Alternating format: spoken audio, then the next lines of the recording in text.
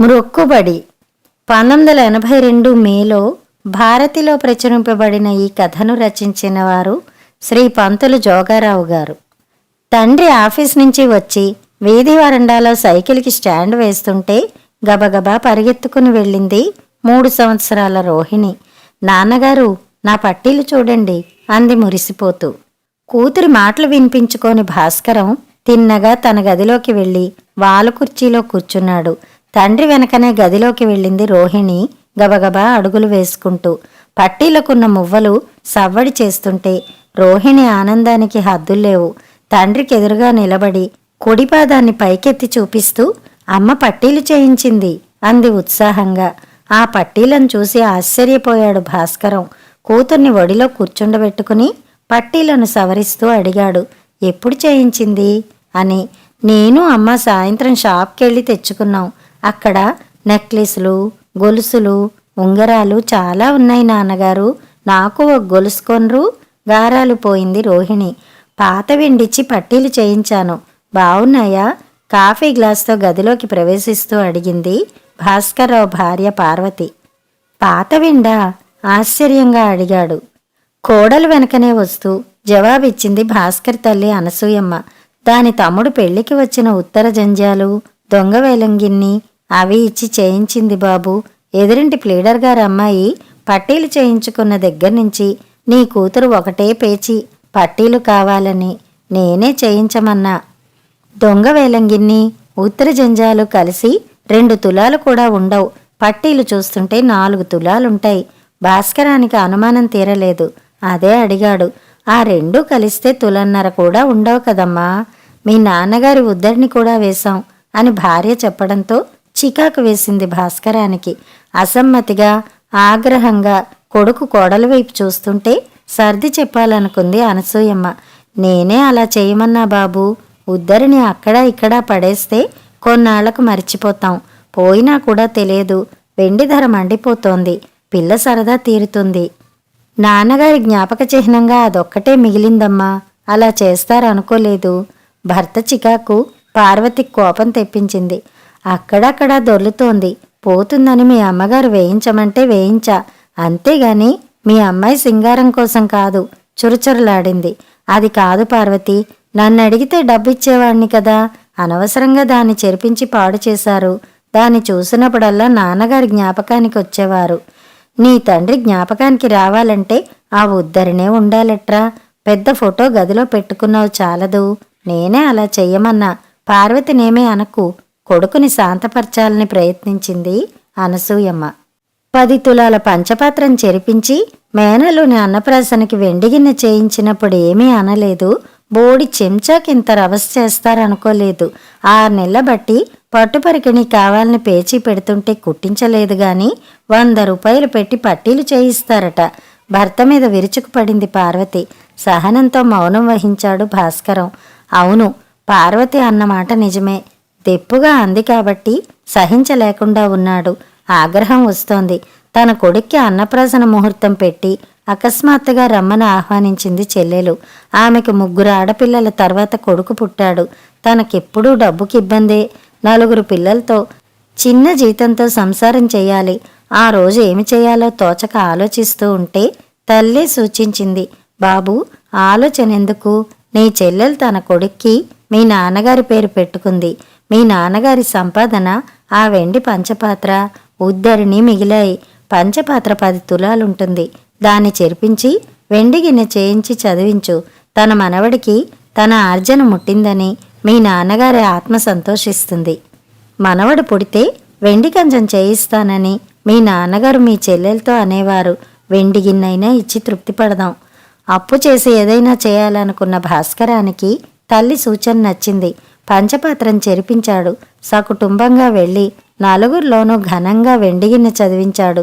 రోహిణి తండ్రి ఒడిలోంచి దిగి కుర్చీ చుట్టూ తిరిగి, నాన్నగారు పట్టీలు బాగులేవా?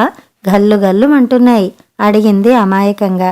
భాస్కరం పెదవిపై చిరునవ్వు తొణికిసలాడ్డంతో అత్తా కోడళ్ళు మనసులు తేలికపడ్డాయి.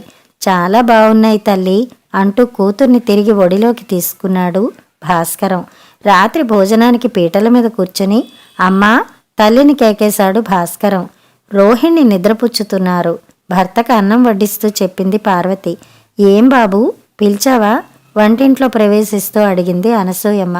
అవునమ్మా. రోహిణి పడుకుందా? తనయుని పక్కనే కూర్చొని పడుకుందిరా. దాంది అచ్చం నీ పోలికే. పడుకునే ముందు కథ చెప్పమని పేచీ పెడుతుంది.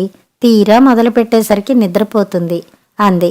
వచ్చే 14వ తారీఖున తిరుపతి ప్రయాణం పెట్టానమ్మా చెప్పాడు భాస్కరం. చాలా సంతోషం బాబు. పెద్ద కొడుకు పుట్టినప్పుడు మొక్కుకున్న మొక్కు. వాడికి 15 ఏళ్ళొచ్చాయి. చాలా ఆలస్యం చేశావు. 4 పిల్లల తండ్రివయ్యావు. ఇంత సంసారంతో వెళ్ళి మొక్కు తీర్చుకోవాలంటే ఎంత ఖర్చు? వడ్డీతో సహా తన మొక్కు తీర్చుకునేలా చేస్తాడా వడ్డీకి అసలువాడు? డబ్బుకి డబ్బు వడ్డీ అయితే సంతానానికి సంతానం వడ్డీ. పోని ఇప్పటికైనా ఆ 7 కొండల వానికి అనుగ్రహం కలిగింది సంతోషించింది అనసూయమ్మ.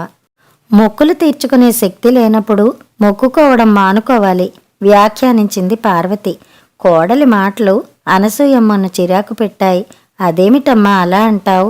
ఆ భగవద్ దర్శనం ప్రాప్తం అయ్యేంత వరకు మనం ఎన్ని ప్రయత్నాలు చేసినా ఏదో ఒక ఆటంకం వస్తూనే ఉంటుంది అంది. మన ప్రయాణానికి బెర్తులు రిజర్వ్ చేయించానమ్మా చెప్పాడు భాస్కరం. చాలా మంచి పని చేశావు బాబు. మూర్తిబాబు పెళ్ళాం మళ్ళీ నెల తప్పిందట. చంకలో పిల్లాడితో చేసుకోలేకపోతోందట. ప్లీడర్ గారి పెద్దమ్మాయి పెద్దాపురం నుంచి నిన్ననే వచ్చింది. చెప్పింది, మీరు తిరిగి వచ్చే వరకు మూర్తిబాబు దగ్గరుంటా. దారిలో సామర్లకోటలో నన్ను దింపేయి.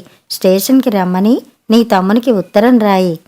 లేదమ్మా, నీకు కూడా టికెట్ రిజర్వ్ చేయించా. మనం అందరం కలిసి అలా కన్యాకుమారి వరకు వెళదాం. భర్త మాటలకు ఆనందం పొందింది పార్వతి. ఆమెతో ఆనందం పొందింది అనసూయమ్మ. అవును అత్తయ్య గారు, మీరు కూడా రావాలి అంది పార్వతి. కొడుకు కోడలు ప్రేమానురాగాలతో ఆహ్వానిస్తుంటే ఆనందార్ణవంతో మునిగి తేలింది అనసూయమ్మ. అయినా మొహమాట పడింది. ఎందుకు బాబు, మనిషికి మనిషి తోడైతే బోలెడు ఖర్చు. మీరెళ్ళి రండి. ఆ భగవద్ అనుగ్రహం నాకింకా కలగలేదు. లేదమ్మా, నువ్వు రావాలి. యాత్రాస్థలాలను చూడ్డానికి వెళ్ళినప్పుడు రైలు ఖర్చుల్ని 4 ఏళ్లకోసారి ప్రభుత్వం భరిస్తుంది. పై ఖర్చులు పెట్టుకుంటే చాలు. అందరము కలిసి వెళదాం. కాదనకు పట్టుపట్టాడు భాస్కరం. మీరు వచ్చి తీరాలత్తయ్య గారు. పిల్లలతో నేను సాగలేను. కావేరీలో పుష్కర స్నానం చేద్దాం అంది పార్వతి. కొడుకు కోడలు దైవదర్శనానికి రమ్మని ఆప్యాయంగా ఆహ్వానిస్తుంటే వారి అనురాగానికి ముగ్ధురాలయ్యింది అనసూయమ్మ. కాని మరుక్షణంలో ఆమె మొహం వివర్ణమైంది. తన భర్త 7 కొండల వాని దర్శనం చేసుకుంటానని 20 సంవత్సరాల క్రితం మొక్కుకున్నాడు. ఆ మొక్కు చెల్లకుండానే అతని కాలం చెల్లింది. భర్తతో పసుపు కుంకుమతో ఆ భగవంతుని దర్శించే మహాభాగ్యం తనకు దక్కలేదు. కష్టసుఖాల్లో పాలు పంచుకుంటూ 35 సంవత్సరాలు కలిసి జీవించిన భర్త తన్ను ఏకాకించేసి వెళ్ళిపోయాడు. ముత్తైదువుగా భర్త కన్నా ముందు పోయే భాగ్యం ప్రసాదించమని ఆను నిత్యం ఆ భగవంతుని ప్రార్థించేది. తన మొర వినలేదా వెంకటేశ్వరుడు? ఇప్పుడు ఒంటరిగా దైవ దర్శనానికి వెళ్ళాలి. ఆమె కళ్ళు చెమర్చాయి. ఎదురుగా భర్త లీలగా కనిపించి వెళ్ళిరా అని అనుజ్ఞ ఇచ్చినట్టు తోచింది. కొంగుతో కళ్ళు తుడుచుకుంది. ఏమ్మా అలా ఉన్నావే కంగారుగా అడిగాడు భాస్కరం. చెప్పండి అత్తయ్య, ఏమిటలా అయిపోయారు? ఆతృతగా అడిగింది పార్వతి. ఏం లేదమ్మా, మీ మావగారికి ఒకప్పుడు పెద్ద జబ్బు చేసింది. తిరుపతి వచ్చి నీ దర్శనం చేసుకుంటామని ఆనాడు మొక్కుకున్నాం. ఆ మొక్కు తీరకుండానే తన తనువు చాలించుకున్నారు మీ మావగారు. వారు లేకుండా ఇలా ఒంటరిగా వెళ్లాల్సి వస్తుందని ఎప్పుడూ ఊహించుకోలేదమ్మా. దుఃఖాన్ని ఆపుకోలేకపోయిందామె. ఆమె పరిస్థితికి ఆ ఇద్దరూ బాధపడ్డారు. అవునమ్మా, నీవన్నట్టు నాన్నగారికి భగవద్ అనుగ్రహం కలగలేదు. మనం ఏం చేయగలం? ఇతర ఆలోచనలు పెట్టుకుని మనసు పాడు చేసుకోకండి అత్తయ్య. మీరు కూడా వచ్చి తీరాల్సిందే. మామగారు ఎప్పుడో భగవంతుని సన్నిధికి చేరుకున్నారు. ఊరడించాలని ప్రయత్నించింది పార్వతి. సరే బాబు, అలాగే వెళదాం అని అనసూయమ్మ అనడంతో ఆ దంపతులు తృప్తిపడ్డారు. ప్రయాణం 3 రోజులుందనగా ఆ ఇంట్లో హడావిడి ఎక్కువ కాసాగింది. దారిలో తినడానికి పూరీలు, జంతికలు, చేగోడీలు చేశారు అత్తా కోడళ్ళు. పిల్లల హడావిడి మరీ ఎక్కువయింది. తమ స్నేహితులందరితోనూ చెప్పి వచ్చారు. మర్నాడు ఉదయం ప్రయాణం. సామాన్లు బట్టలు సర్దుకోవడం అయింది. సామాన్ల సంఖ్య అతి తక్కువగా ఉండాలని భాస్కరం ఎంత హెచ్చరించినా తగ్గలేదు. సర్దిందే మళ్లీ సర్దడం. ఆ రాత్రి మూలనున్న కర్రపెట్టిని ముందుకు లాగి అందుకుని సామాన్లను ఒక్కొక్కటి బయటికి తీసి వెతకడం ప్రారంభించాడు భాస్కరం. తాను వెతుకుతున్న వస్తువు ఎక్కడా కనపడకపోవడంతో సామాన్లన్నిటినీ చిందరవందర చేశాడు. చీకాకు ఎక్కువయింది. ఏమిటండి, సామాన్లన్నీ అలా బయట పారేస్తున్నారు? మళ్ళీ ఎవరు సర్దుతారు? గదిలో ప్రవేశిస్తూ విసుక్కుంది పార్వతి. భర్త మాట్లాడకపోవడంతో ఏం కావాలండి మళ్ళీ అడిగింది. మొహానికి పట్టిన చెమటను పైమీద తువ్వాలతో తుడుచుకున్నాడు భాస్కరం. నాన్నగారి తిరుపతి మొక్కు వెండి కడియం ఉండాలి, కనబడ్డం లేదు అన్నాడు. భర్త మాటలకు గతుక్కుమంది పార్వతి. అదా అని ఆగింది. తలెత్తి భార్య వంక చూశాడు భాస్కరం. తీసావా? ఏది, ఎక్కడ పెట్టావు? ఇలాతే హుండీలో వెయ్యాలి. లేచి నుంచున్నాడు భాస్కరం. లేదు అంది పొడిగా. భార్య జవాబుకి గతుక్కుమన్నాడు. లేదా, ఏమైంది? 4 తులాలైనా ఉంటే బాగుండదని అందరూ అంటే దాన్ని కూడా చెరిపించి మన రోహిణి పట్టీల మీద వేశానండి నానుస్తూ భయంగా చెప్పింది. నిశ్చేష్టుడయ్యాడు భాస్కరం. భాస్కరం తండ్రి పార్థసారథి గారు ఎలిమెంటరీ స్కూల్ హెడ్ మాస్టర్. 4 మగపిల్లలు, 2 ఆడపిల్లలు సంతానం. పెద్దవాడు భాస్కరం. ఆ రోజుల్లో పార్థసారథి గారి జీతం 100 రూపాయలకి మించి ఉండేది కాదు. సంసారం గడవడం కష్టంగా ఉండేది. 5 మైళ్ళు దూరంలో ఉన్న తుని హై స్కూల్లో పిల్లల్ని చదివించారు. భాస్కరం మంచి మార్కులతో ఎస్ఎల్సి పాస్ అయ్యాడు. కాలేజీలో చేరుతానన్నాడు. తండ్రి వద్దన్నాడు. ఆర్థిక పరిస్థితి బాగులేదన్నారు. కాలేజీలో చేరుతానని 2 నెలలు పేచీ పెట్టాడు భాస్కరం.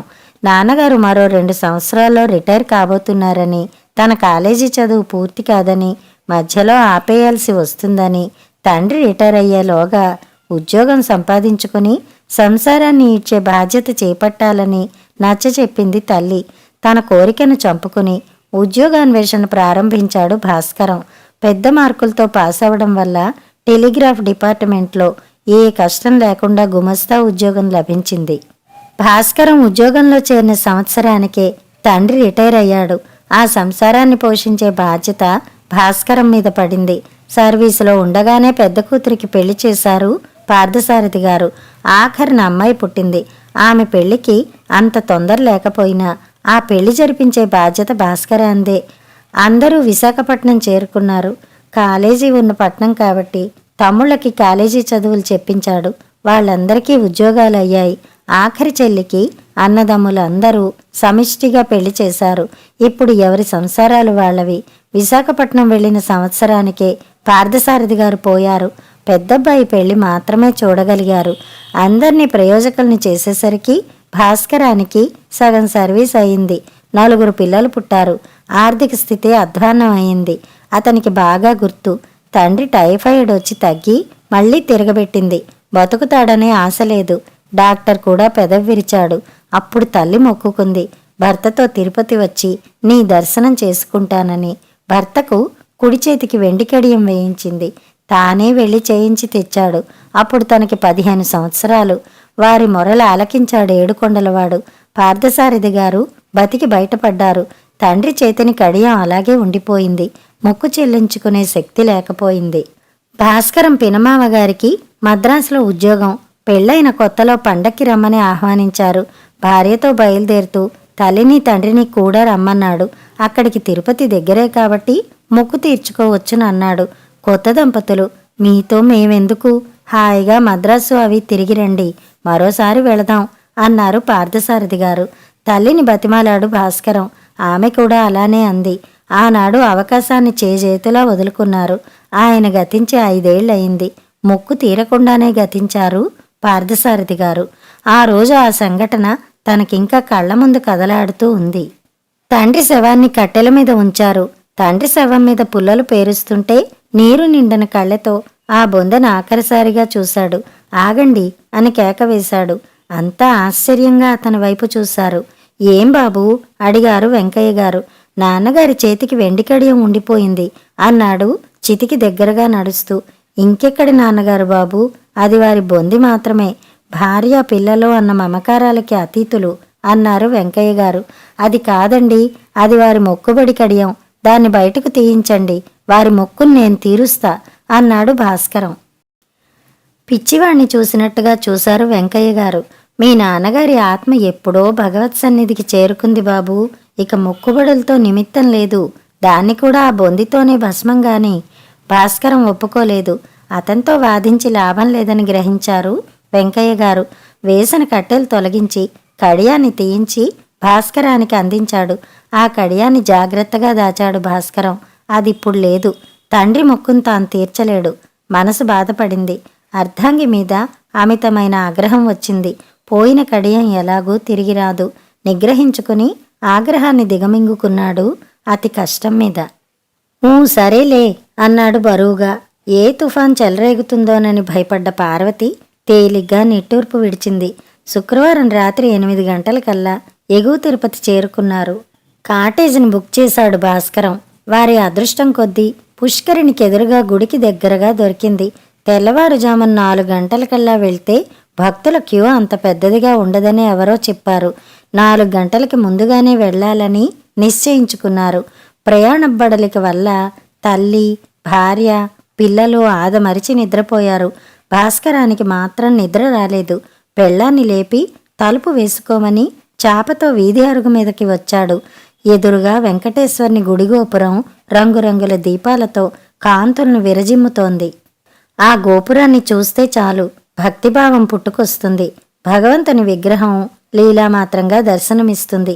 ఇప్పుడు దర్శించి తరిద్దామా అని ఎద తొందర చేస్తుంది.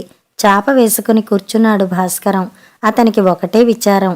తండ్రి మొక్కు తీర్చలేని తనయుడు తాను. అవకాశం వచ్చి కూడా ముడుపు చెల్లించలేని పితృడు.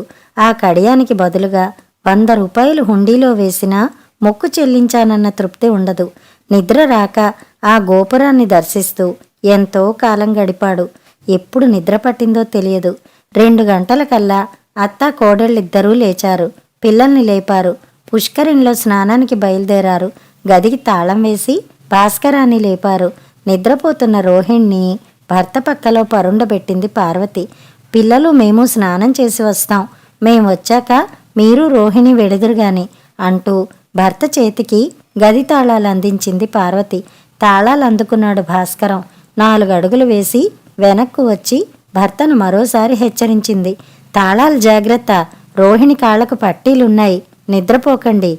తల్లి, భార్య, పిల్లలు వెళుతున్న వైపే చూస్తూ ఉండిపోయాడు భాస్కరం. నిద్రమత్తులో రోహిణి తన కాళ్లను తండ్రి ఒడిలో పెట్టింది. పట్టీలకున్న మువ్వలు గల్లుమన్నాయి. పట్టీలను చేత్తో తడిమాడు భాస్కరం. ఎంత పిచ్చివాడు తను. తండ్రి మొక్కుబడి కడియం అదే. ఆ కడియమే చెరిపించబడి ఆకారం మార్చబడింది. వడ్డీ కాసులవాడు సార్థకనాముడు. వడ్డీతో సహా తన మొక్కు చెల్లించబడేలా చూస్తాడు. తులం కడియం 4 తులాలుగా వృద్ధి పొందింది. తన తల్లి అన్నట్టు డబ్బుకి డబ్బు, సంతానానికి సంతానం, వడ్డీ అయినట్టు వెండికి వెండి వడ్డీ, అసలు వడ్డీలు కలిసి 4 తులాలు. 4 గంటలు అయ్యేసరికి అంతా ఆలయ ప్రాంగణంలోకి అడుగుపెట్టారు. భక్తుల క్యూ ఉన్నా అంత పెద్దదిగా లేదు. కొంతసేపు తనతో ఉంచుకుని కూతుర్ని భర్తకు అందించింది పార్వతి. కూతుర్ని భుజాన వేసుకున్నాడు భాస్కరం. 10 రూపాయి కాసుల్ని పొట్లాలుగా కట్టి ఒక్కొక్కరికి ఒక్కో పొట్లం అందించాడు హుండీలో వేయమని. భాస్కరం ఒక పొట్లాన్ని అదనంగా వేసి తండ్రి మొక్కు చెల్లించాడు. దైవదర్శనం ముగించుకుని తెలతెలవారుతుండగా కాటేజీ చేరుకున్నారు. భుజం మీద నిద్రపోతున్న కూతుర్ని కిందకి దించి తాళం తీశాడు భాస్కరం. కూతురి పాదాలు పట్టీలు లేకుండా బోసిగా ఉండడం చూసి గొల్లుమంది పార్వతి. అయ్యో, పిల్ల పట్టీలు పోయాయండి. ఎలా పోతాయే? గదిలో పక్కలో పడిపోయాయేమో చూడు అంది అనసూయమ్మ కంగారు పడుతూ. క్యూలో మీ అబ్బాయి గారికి అందించినప్పుడు ఉన్నాయండి. ఎవరో కాజేశారు. అసలే వదులుగా ఉన్నాయి. 100 రూపాయలు. ముచ్చట పడితే చేయించా. 2 వారాలు కూడా కాలేదు. రాగాలు తీయనారంభించింది. తనయుడు ఏమీ మాట్లాడకపోవడంతో అడిగింది అనసూయమ్మ. ఏరా బాబూ, పట్టీలు తీసి దాచావా? అవి మనవి కావు, మన నుంచి పోయాయి. అది ఒక మొక్కుబడే, తీరిందనుకున్నాం అని నిశ్చింతగా వేదాంతిలా భర్త అంటుంటే అచ్చెరు పొందింది పార్వతి. మీకే దాని హంగు పోయిందని నేనేడుస్తుంటే మళ్ళీ చేయించుకోవాలంటే ఎన్ని జన్మలెత్తాలి? అక్కర్లేదు పార్వతి, ఈ జన్మలోనే ఈ రోజే కొండ దిగ్గానే ఇక్కడే కొంట సరా అని భర్త భరోసా ఇవ్వడంతో రాగాలు కట్టింది పార్వతి. ఆ సాయంత్రం సరికొత్త డిజైన్లో కొత్త పట్టీలను కొంది. కథ సమాప్తం.